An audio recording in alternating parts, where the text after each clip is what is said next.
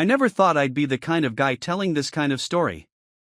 You know, the ones you read online about some poor bastard who got blindsided by the person he trusted most.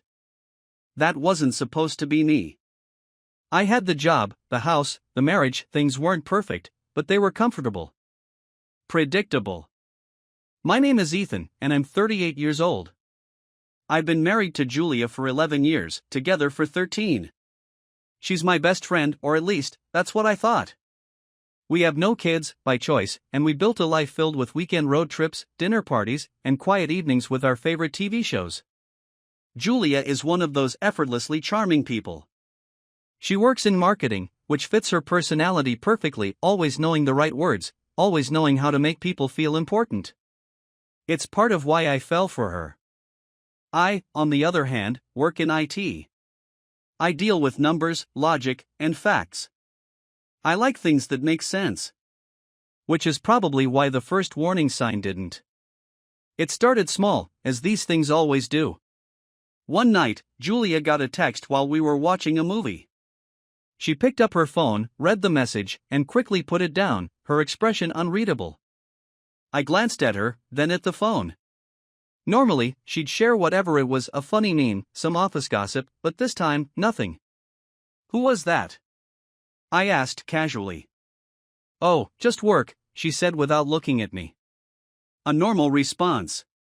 But something in her tone felt off. Forced. I let it go. Then, there was the new perfume. Expensive, floral, and distinctly not the kind she usually wore. I noticed it when she came home late from a networking event.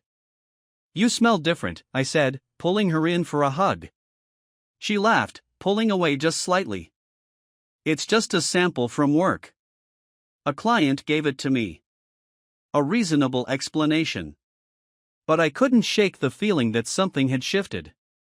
Then there was the laptop. Julia and I had an unspoken rule: no passwords between us. Not that we went through each other's stuff, but if I needed to use her laptop or she needed mine, we just did. That's how I knew something was wrong when I tried to log in one day and found the password changed. Hey, what's up with your laptop? I asked her later. She blinked at me, mid-sip of her wine. What do you mean? The password. It's different. Oh. She set her glass down. Yeah, IT at work said we should update everything. Best practice and all. That made sense, sure. But Julia didn't work in IT. And her laptop wasn't a company device. Still, I didn't push. Because pushing meant acknowledging that something was wrong. And once you do that, you can't take it back. So, I let it go. At least, I did until the call. It was late. Julia was in the shower, and I was in bed scrolling through my phone when her cell buzzed on the nightstand. A name flashed across the screen: Adam. I didn't recognize it. Her phone stopped ringing. A second later, a text popped up. Can't stop thinking about tonight. I stared at the words, my heart suddenly pounding in my ears. That was the moment when my entire world shifted. But I didn't react. Not yet. I just placed her phone back where it was, lay back in bed, and stared at the ceiling, feeling something I never thought I'd feel in my marriage. Doubt. Lying in bed that night, staring at the ceiling, I felt something inside me crack. That text message, it wasn't vague, it wasn't innocent. Can't stop thinking about tonight. There was no reasonable explanation for it. None that didn't shatter everything I believed about my marriage. But I didn't react immediately. I forced myself to breathe, to think logically. If I confronted her without proof, she'd deny it. She'd twist the conversation, call me paranoid, make me doubt myself. Julia was good with words, always had been. I needed more than a single message. I needed the truth, all of it. The first clues. The next morning, Julia acted normal. Too normal. She kissed me on the cheek as she left for work, humming to herself like she didn't have a secret that could destroy me. I sat at the kitchen table, staring at my coffee, feeling like an idiot. Had this been going on for weeks? Months? Longer? I spent the day in a fog, replaying every little moment from the last few months that hadn't made sense. The sudden late nights, the change in perfume, the locked laptop. How many red flags had I ignored? By the time she came home that evening, I had a plan. If she was cheating, she'd slip up eventually. I just had to watch. Her phone. That night, Julia fell asleep next to me, her breathing steady. My mind raced as I lay there, heart pounding, waiting for her to enter deep sleep. Her phone was on the nightstand. I reached for it carefully, my hands sweating. It was locked, of course, but I knew her passcode, or at least, I thought I did. When I tried it, the screen flashed red, incorrect passcode. My stomach dropped. She'd changed it. Why? We had never kept passwords from each other. This wasn't normal. I set the phone back down, my chest tight. She was hiding something. But if I pushed too soon, she'd just bury it deeper. I needed to be smart. Following the breadcrumbs. Over the next week, I watched Julia more carefully than I ever had before. I started paying attention to the little things, her mood, her schedule, her habits. And then I noticed the calls. Julia had never been the type to be glued to her phone, but now? Now she'd excuse herself to take calls in the other room. Her voice would drop to a whisper, and she'd come back with this distant look on her face, like she wasn't really here. Then there were the texts. She'd smile at her screen, fingers moving quickly, before flipping her phone over when she caught me looking. I wanted to ask. I wanted to grab her phone and demand answers. But I held back. Instead, I started preparing for the worst. The evidence I needed. If Julia was having an affair, she had to be meeting him somewhere. And if she was meeting him, there would be proof. So, I did something I never imagined I would do. I started tracking her. I'm in IT. Technology is second nature to me, so it wasn't hard. I installed a location tracking app on her phone when she left it unattended one evening. It was easy. Almost too easy. I told myself it was the only way. That I wasn't being paranoid, that I just needed answers. And the answers came faster than I expected. The hotel receipt. 2 days later, Julia told me she had a business dinner. Something about a new client, a late meeting. She kissed me goodbye and left the house looking more put together than usual, new dress, extra perfume, perfect makeup. She didn't come home until after midnight. I stayed up, pretending to be asleep when she crawled into bed. She didn't even say goodnight. The next morning, when she was in the shower, I checked her purse. My hands trembled as I reached inside, feeling like a thief in my own home. And that's when I found the receipt. A hotel receipt. Dated last night. The name of the hotel wasn't familiar, but I knew what it was. The timestamp? 9:48 p.m. She hadn't been at a business dinner. She had been in a hotel room. With him. The breakdown. I stood there, gripping the receipt, my whole body shaking. My mind raced through every possible explanation, every excuse she might try to throw at me. But there was only one truth. Julia was cheating. The betrayal hit me in waves: shock, rage, heartbreak. I wanted to scream, punch something, break every single thing in that bathroom. But I didn't. Instead, I walked back to the bedroom and sat on the edge of the bed, staring at the floor. When Julia came out of the shower, towel wrapped around her, she froze when she saw my face. Ethan? What's wrong? I held up the receipt. She went pale. And in that moment, I knew. I knew. There wasn't going to be some bullshit excuse, some clever lie. She had been caught, and she knew it. But instead of breaking down, instead of apologizing, Julia did something I never expected. She smirked. Her confession. You went through my things, she said, tilting her head slightly, as if I was the one in the wrong. I couldn't even speak. She sighed, walking past me, dropping the towel as she reached for her clothes. As if none of this mattered. I clenched my fists. Say something. Julia pulled on her blouse, then finally looked at me. What do you want me to say, Ethan? My stomach turned. How long? She shrugged. A few months. The casual way she said it sent a fresh wave of nausea through me. A few months? My voice cracked. She sat on the bed, crossing her legs. I wasn't looking for it, she said, as if she was talking about bad luck, not betrayal. It just happened. I stared at her, my breath coming too fast, my hands shaking. I had imagined this moment 100 different ways, but never like this. Never with her looking so unbothered. You don't even feel bad, I whispered. She sighed. I don't know what you want from me, Ethan. I swallowed, trying to push down the lump in my throat. I want the truth. She gave me a sad smile.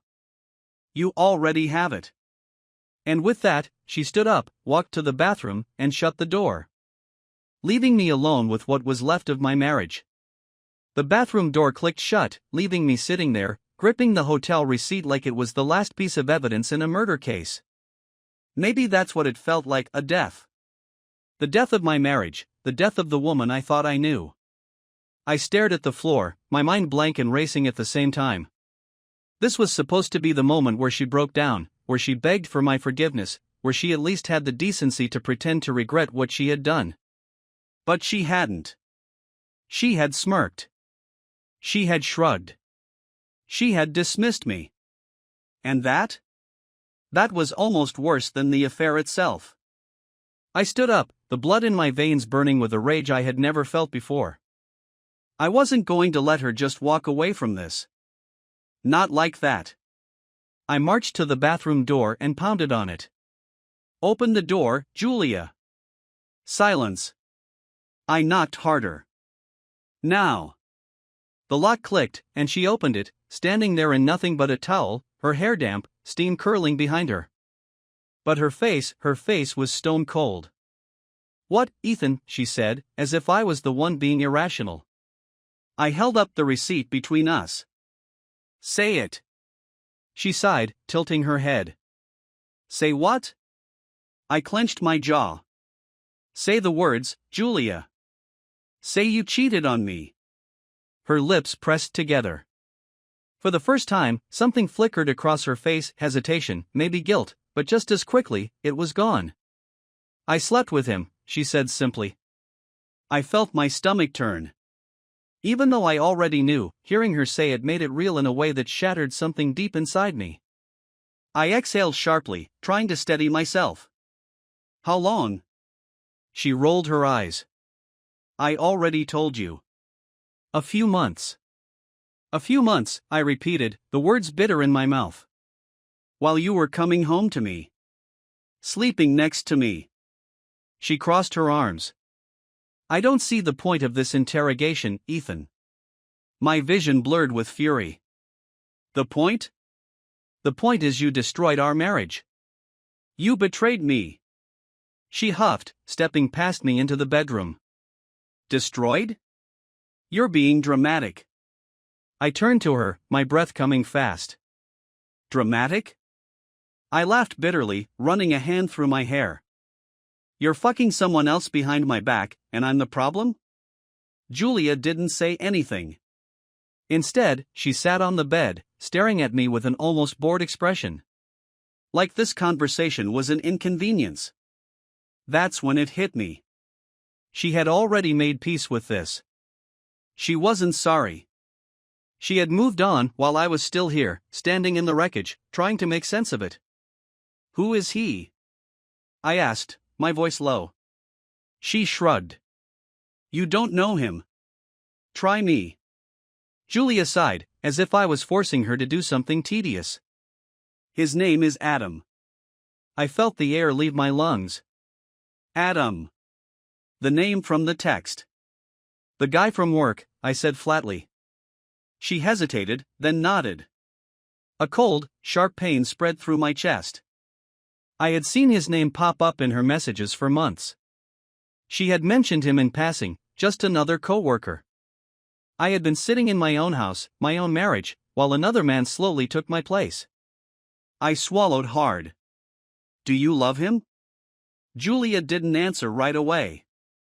She looked down at the floor, her fingers gripping the edge of the bedspread. And then, barely above a whisper, she said, I don't know. That broke me. I took a step back, shaking my head. You don't know. She looked up at me, and for the first time, I saw something raw in her eyes. Ethan, But I didn't want to hear it. I turned and walked out of the bedroom, down the hallway. I needed space, air, anything that wasn't her. Ethan, wait, she called after me. I ignored her. I grabbed my keys and stormed out the front door, slamming it shut behind me. The fallout. I drove without a destination, my hands gripping the wheel so tightly my knuckles turned white. My mind was a hurricane of memories, anger, and questions. Had it ever been real? Had she ever loved me the way I loved her? I pulled into an empty parking lot and just sat there, staring out at nothing. My whole life had just crumbled, and the worst part? She didn't even fight for it. After about an hour, my phone buzzed. Julia, please come home. We need to talk. I almost laughed. Now she wanted to talk? I didn't reply. Instead, I did what I should have done the second I found that text message. I called a lawyer. The next move. By the time I got home, it was late. Julia was sitting on the couch, her eyes red, a wine glass half empty in front of her. I walked past her, straight to the bedroom. She followed. Ethan. I started packing a bag. Her voice wavered. What are you doing? I zipped the suitcase. Leaving. She took a step forward. Ethan, can we just talk? I turned to her, feeling nothing but exhaustion. What is there to say, Julia? Her lip trembled. I made a mistake. I scoffed. A mistake is forgetting an anniversary. A mistake is burning dinner. Sleeping with another man for months? That's not a mistake. That's a choice. Tears welled in her eyes. I didn't mean to hurt you. Then why didn't you stop? Silence. And that was my answer. I picked up my bag and walked toward the door. As I reached for the handle, she whispered, I still love you. I froze, my heart pounding. Then, without looking back, I said the only thing left to say. I don't believe you. And I walked out. I didn't go far after walking out of the house. I sat in my car, parked at the curb, staring at the dark sky through my windshield. My hands were still trembling, adrenaline still running hot through my veins. Julia's voice kept echoing in my head. I still love you. Bullshit. If she loved me, she wouldn't have done this. If she loved me, she wouldn't have looked me in the eye and shrugged when I confronted her. I squeezed the steering wheel so hard I thought it might crack. My entire life had just been flipped upside down, and she had the nerve to act like it wasn't a big deal? No. I wasn't going to let her walk away from this without consequences. The temptation of revenge. For the first time in my life, I understood why people seek revenge. I could expose her. I had the hotel receipt, the proof of her lies. If I really wanted to, I could send it to her family, our friends, even her workplace. I could confront Adam directly. Find out if his wife or girlfriend knew what kind of man he was. Ruin his life the way he helped ruin mine. Or, I could play the long game. Make her think I was going to forgive her, stay long enough to drain our joint accounts, secure my position in the divorce, then leave her when she least expected it. Every single one of these options felt satisfying in the moment. I wanted her to feel even a fraction of the pain she had dumped on me. But the longer I sat there, the more another thought crept in, one I wasn't ready to face. Would revenge actually make me feel better? Or would it just keep me tied to her, even after she had already proven she wasn't worth it? The decision. I spent the night at a hotel. Not the one from her receipt, God, that would have made me sick, but a cheap one on the other side of town. I barely slept, lying in a bed that wasn't mine, staring at the ceiling, trying to untangle everything in my head. By morning, I had my answer. I wasn't going to destroy Julia. But I sure as hell wasn't going to make it easy for her either. Taking control. I met with my lawyer the next day. His name was Greg, a guy I knew through mutual friends, and the moment I explained my situation, he sighed like he had heard the same story 1,000 times. She cheated, I said, pushing the hotel receipt across his desk. I want out. Greg examined the paper, then leaned back in his chair. You planning to fight for assets? Spousal support? I hadn't even thought that far ahead. I just wanted her gone from my life. What are my options? Greg steepled his fingers. It depends. You don't have kids, which makes this cleaner, but if you want the upper hand, you need to be strategic. I listened. I took notes. I learned how to take everything from her without making it look like revenge. And when I walked out of that office, for the first time in days, I felt in control. The execution. I returned home that evening, and Julia was waiting. She looked like hell, her hair a mess, her eyes swollen from crying. It was almost enough to make me feel sorry for her. Almost. She ran to me as soon as I walked in. Ethan, I held up a hand. Stop. She froze. I walked past her, setting my bag down.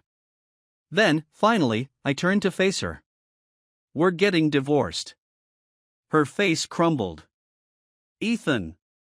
I've already spoken to a lawyer. My voice was steady. Cold. Nothing like the man I had been just 2 days ago. I know my rights. I know what I'm entitled to. And I know what you deserve. She flinched. I don't want this to get ugly, I continued. But if you try to screw me over, I promise you, I will burn everything down before I let you walk away clean. Julia swallowed hard. I don't want a fight. I nodded. Good. Then you'll agree to my terms. She looked away, her jaw tightening. Which are? I didn't hesitate. I keep the house. She could pack her things and find a new place. I keep the savings account. She had made good money, but so had I, and she didn't get to benefit from our hard work together after betraying me. She doesn't get a damn dime from me. No alimony, no handouts, nothing. You think I'm just going to agree to that? She snapped. I tilted my head. I think you should. She scoffed. And if I don't? I pulled out my phone and pressed play. Her own voice filled the air. I slept with him. Her eyes went wide.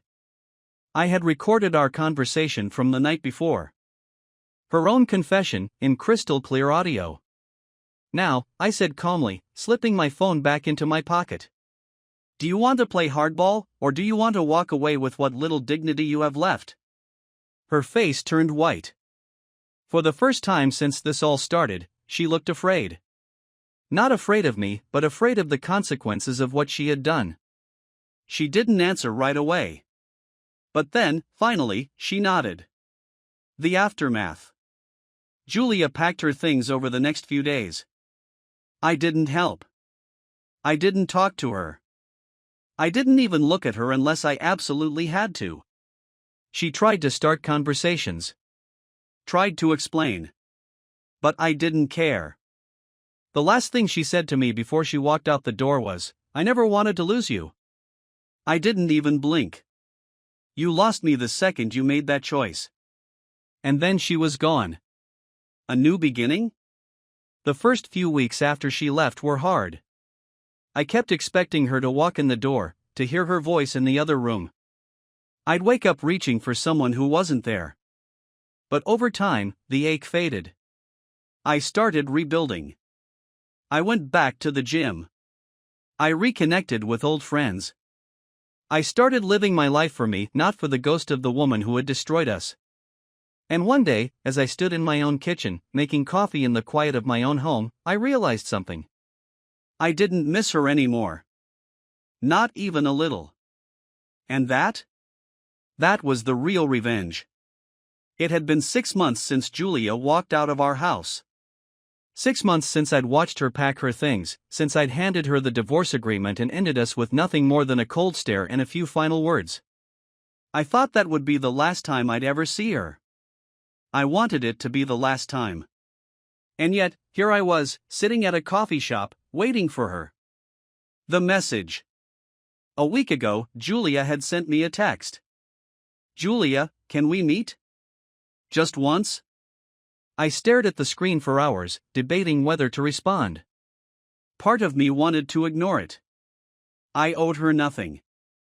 I had already moved on, already healed. Seeing her again would only risk reopening wounds I had fought so hard to close. But another part of me, the part that had spent over a decade loving her, felt like I needed this. Not for her. For me. So, I texted back. Me, fine. 1 hour. No bullshit. She agreed. And now, I was sitting here, waiting. Seeing her again. When Julia finally walked through the cafe doors, my stomach twisted, but not in the way I expected. She looked different. Not in the dramatic, post-divorce unthriving way that some people expect.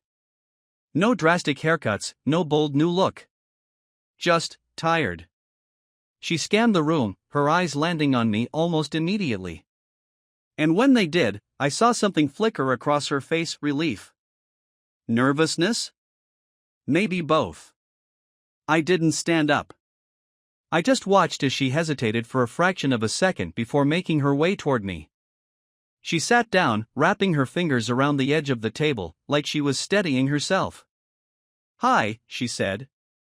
I didn't answer right away.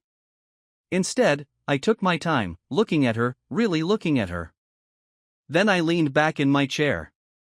"Why am I here, Julia?" She let out a soft breath. I needed to see you." I frowned. "Why?" She hesitated. "Because I hate how we left things." I let out a bitter chuckle. "You mean, you hate that I didn't give you a dramatic ending? That I didn't yell or cry or beg you to stay?" She flinched but didn't deny it. I shook my head. "What do you want from me, Julia?" She looked down at the table, her fingers tracing an invisible pattern against the wood. "I don't know." "Bullshit." I exhaled slowly, forcing myself to stay calm. "Are you still with him?" She flinched again, but this time, she nodded. A strange sense of detachment settled over me. Months ago, that answer would have crushed me. It would have sent me spiraling. Now, it just felt like confirmation that I had made the right choice in walking away. "Then what the hell are we doing here, Julia?" Her eyes snapped up to meet mine. "Because I miss you, Ethan." I clenched my jaw. "You don't get to say that." She swallowed hard. "I know I don't deserve to. But it's the truth." I leaned forward, resting my arms on the table. "You made a choice. You threw away everything we had for him. And now what? You regret it?" She didn't answer. Which told me everything I needed to know. Her regret. "You thought it would be better with him, didn't you?" I asked. She blinked, caught off guard by the bluntness. "You thought he'd make you feel alive," I continued. "That sneaking around made it exciting, that the secrecy made it passionate." She looked down, shame creeping across her face. "And now?" I pressed. Her fingers tightened around the edge of the table. "It's not the same." I let out a sharp breath, shaking my head. "Of course it's not. Because it never is. Affairs exist in a bubble. They thrive on fantasy, on stolen moments and whispered promises. But real relationships? Real life? That's a whole different story." I folded my arms across my chest. "What do you want me to say, Julia? That I feel sorry for you? That I understand?" She looked up at me, her eyes glossy. I just wanted you to know that I never stopped loving you. My chest tightened for half a second. Then I laughed. A low, humorless laugh that made her flinch. You don't destroy someone you love, I said. Tears welled up in her eyes. Ethan. I shook my head. No. You don't get to do this. You don't get to sit here and try to rewrite history. She swallowed hard, blinking rapidly. I didn't come here to hurt you again. Then why did you come here at all? Her lip trembled. Because I needed to see if you still cared. I let the silence stretch between us before I spoke again. I don't. The tears finally spilled over, sliding down her cheeks. I watched her, feeling nothing. Not satisfaction. Not anger. Not pain. Just nothing. Closure. I stood up, tossing a few bills onto the table. This was a mistake, I said. Whatever you were hoping to get out of this? You won't find it. She wiped her face, her hands shaking. Ethan, please. I shook my head. Goodbye, Julia. Then I walked out. And for the first time in a long time, I felt free. I walked out of that coffee shop and never looked back. I thought maybe I'd feel something, relief, sadness, closure. But all I felt was done. It wasn't dramatic. There wasn't some life-changing epiphany. It was just over. Julia had made her choice. I had made mine. Now, it was time to live with it. The aftermath. The first few weeks after that last conversation felt strangely quiet. Not in a bad way. Just different. I had spent so long carrying around the weight of her betrayal, the anger, the pain, the endless cycle of questioning everything. And now, it was like my mind had finally gone silent. For the first time in months, I wasn't replaying old memories, wasn't wondering what she was doing, wasn't trying to make sense of why she did what she did. I just existed. And that? That felt like a victory. Learning to be alone. I never realized how much of my life had been built around her. Little things, like cooking dinner for two instead of one. The sound of another person moving around the house. The automatic habit of texting someone when I was on my way home. Now, the house was quiet. At first, it felt empty. Then, it felt peaceful. I started rediscovering things I had lost over the years. Books I had been meaning to read. Music I hadn't listened to in forever. Hobbies that had been pushed aside. For the first time in a long time, I wasn't just going through the motions of being a husband. I was figuring out what it meant to just be me. Running into the past. It happened unexpectedly, about 3 months later. I was out at a bar with some friends, something I hadn't done in ages, when I spotted her. Julia. And him. Adam. They were sitting at a small table near the back, talking, but there was something off about them. They weren't touching.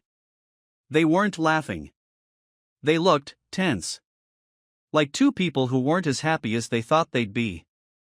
I didn't stop. I didn't stare. I just walked past them. But in my peripheral vision, I saw Julia glance up. Saw her eyes widen when she saw me. I didn't acknowledge her. Didn't give her the satisfaction of knowing whether seeing them together affected me. Because the truth? It didn't. Not anymore. Dating again. I didn't rush back into anything. I needed time to heal, to figure out who I was without Julia, to trust again. But eventually, I dipped my toes back into dating. At first, it was weird. How do you go from a decade-long relationship to making small talk with a stranger over drinks? How do you learn to trust someone when the last person you trusted betrayed you? It wasn't easy. But little by little, I started letting people in again. Started realizing that Julia's betrayal wasn't a reflection of me, it was a reflection of her. I wasn't broken. I wasn't unlovable. I had just been with the wrong person. And eventually, I found someone else. Someone kind. Someone honest. Someone who made me feel safe in a way Julia never had. It wasn't a whirlwind romance. It was slow. Steady. Built on mutual respect instead of empty passion. And for the first time in a long time, I wasn't looking over my shoulder, waiting for everything to fall apart. The final goodbye. 1 year after our divorce was finalized, I got another message from Julia. Julia, I'm sorry for everything. I hope you're happy. I stared at the words for a long time. Once, they would have meant everything to me. Now, they meant nothing. I didn't respond. Instead, I deleted the message. Blocked her number. And went back to living my life. The conclusion. Betrayal changes you. It makes you question everything: yourself, your choices, your worth. But it doesn't have to define you. I walked away from Julia thinking I would never be whole again. But in the end, I didn't just survive. I thrived. And that was the best revenge of all.